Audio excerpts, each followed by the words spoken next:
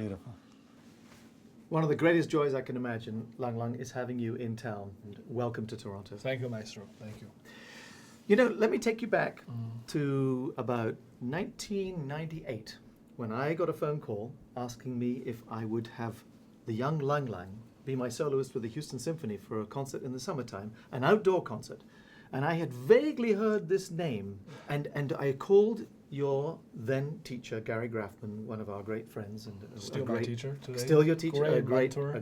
mentor to many people. Yes. And Gary said, Lang Lang, well, if you ask him to play any of about 35 concerti, he can play them within a few hours, any of them.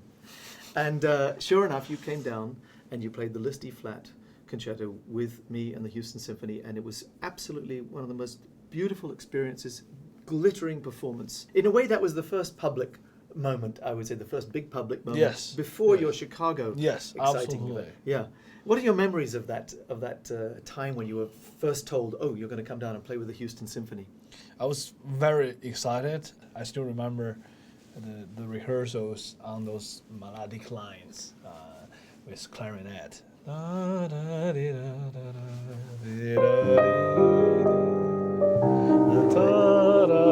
And the phrasing you made, it was still in my head today. Yeah, but it was a wonderful event, and I remember your dad being there and being so supportive, and it was just a wonderful experience for me to see. We all know that you must have worked very hard as a kid, and you must have spent a lot of time in a room alone, because we all did. I mean, in my experience, I remember my mother so upset with me because I wouldn't practice the violin enough that she once... So what did she do? She took my violin and she put it way up out of my reach. Wow. And she said, you are not going to get that violin back again. You don't deserve it. Wow. And she walked out of the room and I cried. I was so upset. And I never forgot that because it was so impactful for me. Do you have a similar kind of memory? My mom was not so hard on me, but my father was, and he was very strict. It's not really fair because in the morning I'm practicing and he's lying down, and kind of still dreaming, and he said, "Oh, wrong notes, play it again." You said, "Go back to sleep." I was like, "It's not so even. You didn't play even." But I said, "You were sleeping. How did you know it?" "Oh, my ear is not sleeping." You know what fascinates me about everything you do is that, in a way, the solutions are so clear. The understanding of it is also clear, and I wonder whether this is just purely instinct. It's just, do you just feel what is around you and react to it?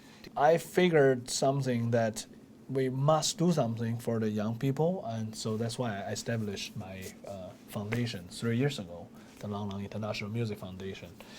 And we are trying to find new ways and creative ways and more relaxing, casual ways to connect to the kids and to bring still the same great music, but with a certain different, fresher look, image. Absolutely, to make it accessible to young people. You have to make them feel comfortable. You have to step a little bit into their world, and I think that's exactly what you're saying, is that we expect young people just simply to come into our world and say, oh, how wonderful that is. But you're right, they don't have an understanding. At a certain point, and it's probably soon after you made that big splash in Chicago when you took over from Andre Watts in, what was this, 98, I say, 99 maybe? 99. Yeah. Soon after that, a lot of things started happening. You got a Deutsche Grammophon contract. You must have suddenly had a feeling, wow, I've kind of found a place of power. Yeah. Was there something in that was exciting for you? Did it even occur to you that had happened? In the beginning, I'm not so used to this type of thing because think about it, it's like a football player, in the beginning play in the third tier league, and then or like I was a teenager, so you play in the school league. Right. And suddenly you are in a professional, first division, and it's really overwhelming. And then everything you learn from school need to be ready on the world stage, and it's a very different thing. But one of the great things is to have a chance to work with people like you, and great conductors, great pianists, great musicians. It just really brings me. Opens my mind. It's like you are into the real kind of musical planet, with such a high education, basically. I mean, this education you will never learn from school. This is actually, you are learning it in the moment. Those are the most beautiful moments. It's so unique because you kind of learn something that you never felt before. Right. And those elements really get deep into your heart, and you carry it with it. Yeah. I mean, I'm sure. I mean, what was like your magical moment? I was a kid, 17, 18. I was at the Royal College of Music in London, and Yehudi Menuhin came.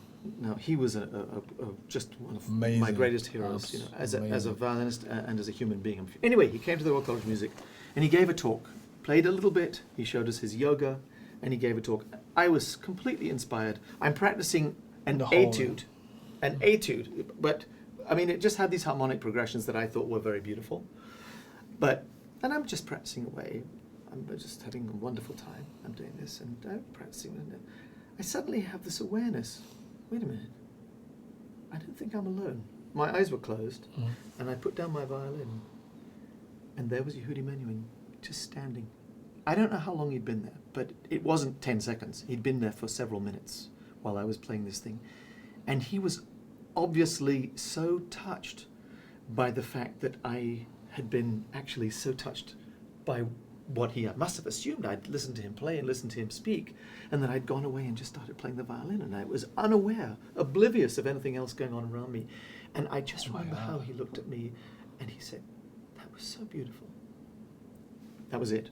That's all you need to hear, right? So I never. I think I carry that with me somewhere, always, because it gives us the courage to be open. I think, to share our passion with the music, because a lot of people talk about, well, what is it you got on stage? Is it a bit nerve-wracking? Well, that is part of it, of course. Sometimes that makes us play even better, but to have this ability to be open is very important. So here we are. At this stage, you're 29 years old. The future's ahead of you.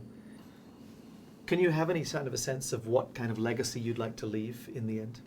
I mean, being a musician has always have been my dreams, and now I'm very lucky.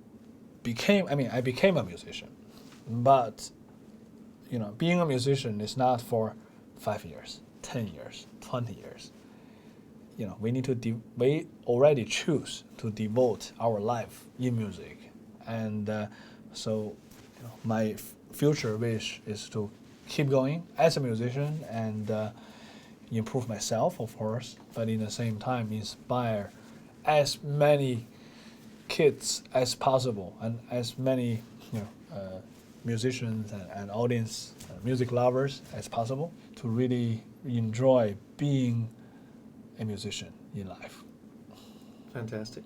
I thank you so much for being here with us for these 2 weeks and for spending time here in this lovely studio with us today. I really like your studio. And your new piano, it sounds very Lovely, beautiful. Great.